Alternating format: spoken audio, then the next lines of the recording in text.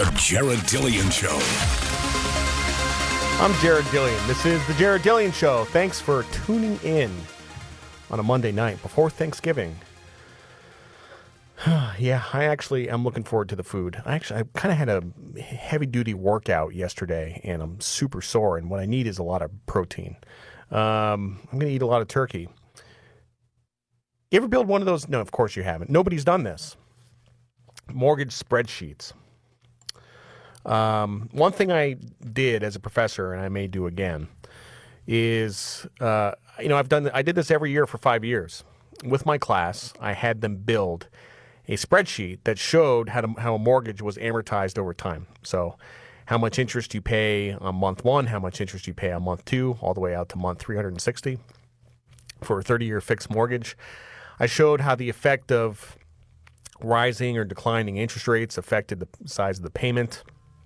I showed how it amortized over time, and I showed the influence of what happens when you prepay a mortgage and how it shortens the duration of the mortgage. And I don't know what people thought of this. I do know that one of my students said that he saved the spreadsheet, and when he bought his first house, he actually used the spreadsheet and calculated the loan. Good boy. That's what you're supposed to do. The information that you're supposed to come away with here, and you can do this in Excel, you can look at all the interest payments, and on a $250,000 mortgage, you're going to spend, with current interest rates where they are, you're going to spend about $210,000 in interest over the life of the loan, which is unbelievable. Unbelievable. How many people would get a house like that if you told them ahead of time? If you told them ahead of time that they were going to pay for the house twice, that they're actually going to get one house for the price of two, how many people would get a mortgage? I mean, and there's nothing nefarious about it. Like, there's nothing sinister or crooked or whatever about a 30-year fixed mortgage. Basically, the reason that you end up paying so much interest is that the duration, the maturity of the mortgage is so long, you pay 30 years worth of interest. And the reason people get 30-year mortgages is that it's really the only way to get the payment small enough to get people to afford the mortgage. So that's why I taught people how to build a mortgage spreadsheet and see how it amortizes over time. It absolutely blows your head off, right? So anyway, if you're listening to this, you're probably like, well, who cares? You get to deduct that from your taxes. Yeah, okay. Well, not really.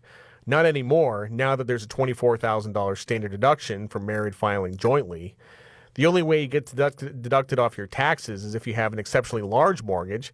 And then if it's larger than $750,000, then you can't deduct it anyway. So that's the deal. The tax benefit doesn't really exist anymore. And even if it did, it doesn't make a lot of sense to, why you're like, oh, I'm going to pay more money so I get some of it back. That's the logic. I'm going to spend more money in interest so I get some of it back. But you're still spending more money. I don't understand it. Now, you can pay cash for a house. It is possible, and I've done that once. I bought 5 houses, and one of them was paid for with cash. It wasn't a very expensive house. You can pay cash for a house, and that could be a goal of yours. It could be, although life kind of gets in the way. It's actually, it's better to just get a mortgage and make it the goal to pay it off in 10 years.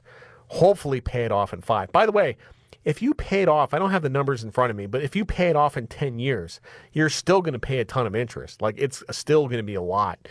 And if you pay it off in 5, it's not zero. You still pay a fair amount of interest. There's a reason that there's not that many mortgages that have prepayment penalties anymore. But for the ones that do, basically you get penalized if you prepay the mortgage in the first 3 years of the mortgage, because the first 3 years is when the bank makes all its money.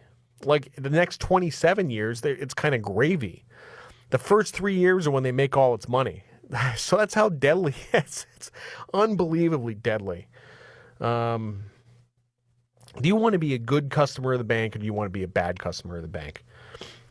Like, seriously, if some people don't like banks, okay? So, and that's like a political thing these days. I don't like banks. Okay, well, if you don't like banks, then don't pay them. Like, don't pay interest. Like, don't borrow money.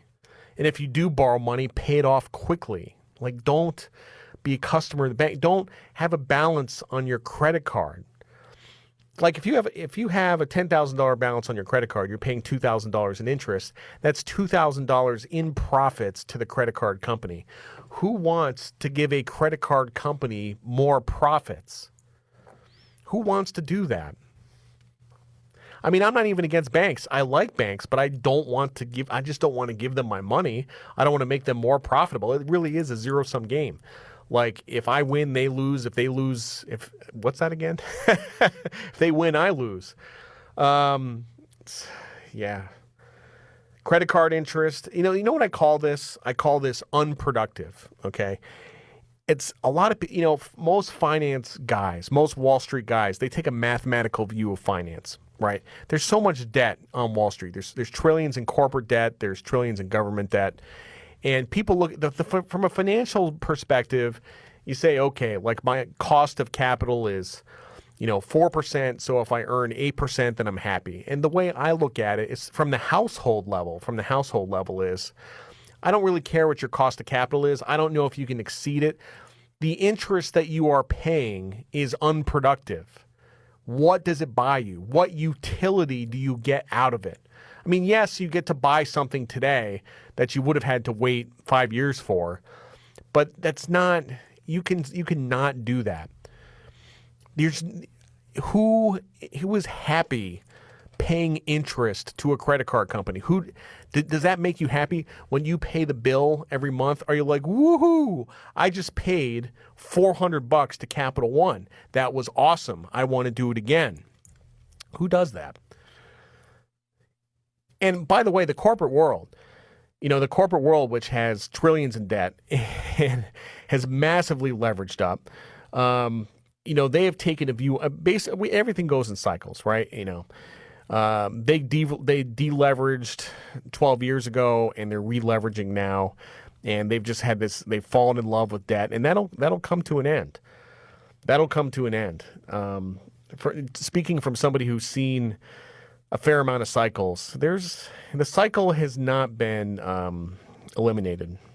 So, it's just, I think being an American means you have to have a mortgage, you have to have credit card debt, you have to have a car loan, you have to have student loans, and you really don't. You don't have to have any of this stuff. And I'm not moralizing. I'm not saying that debt is bad. I'm not saying that debt is evil. Debt is a tool. Debt can be used to get what you want. But you don't have to do this. I don't have any debt. I don't have a monthly payment of any kind. I might someday. It was funny. I was actually looking at real estate in Maryland, just for grins. Real estate in Maryland is cheap. It's crazy. Like, I was shocked at how cheap it is. It's really cheap. So you can get, like, for $2 million, you can get a 11,000 square foot house. I mean, I'm like, wow, this is insane. It's some of the cheapest real estate I've ever seen. If I were to buy a house like that, I would probably take out a small mortgage, and probably take out a mortgage for part of it, and I would pay it off as quickly as possible. So, you don't have to have. People think, oh, I got to have a more. It was funny. I was watching Castaway with Tom Hanks. So Tom Hanks, he's in FedEx. His plane crashes. He's on a deserted island. He gets off the island and he gets found by a tanker, and he goes back to Memphis.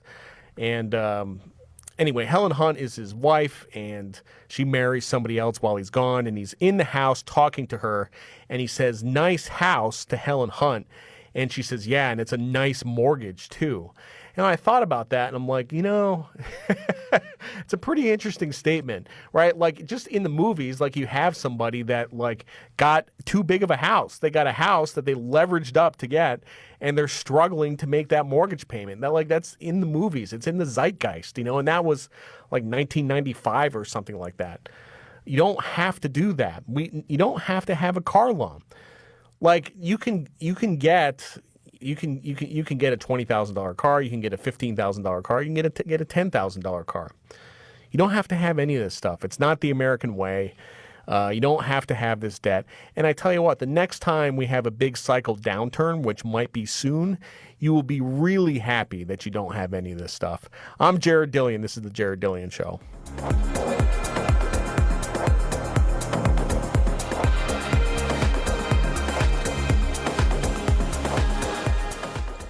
Jared Dillian.